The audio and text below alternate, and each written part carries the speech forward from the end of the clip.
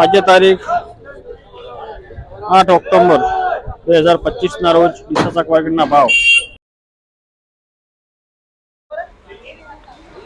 લીલી ડુંગળી 12 થી લઈને 15 રૂપિયાની બજાર જોવા મળે છે. સારી વીઆઈપી માલમાં દૂધી 10 રૂપિયા,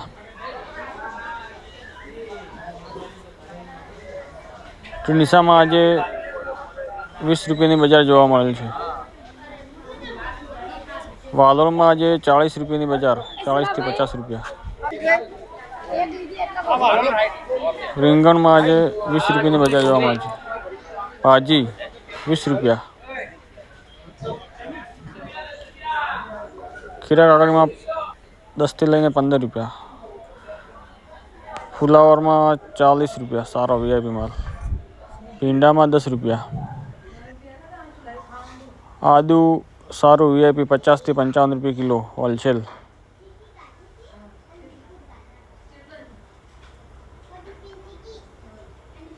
સુરણ 50 થી 55 રૂપિયા કિલો. કોબીજમાં આજે સારો માલ 12 રૂપિયા કિલો વેપાર થયેલ છે.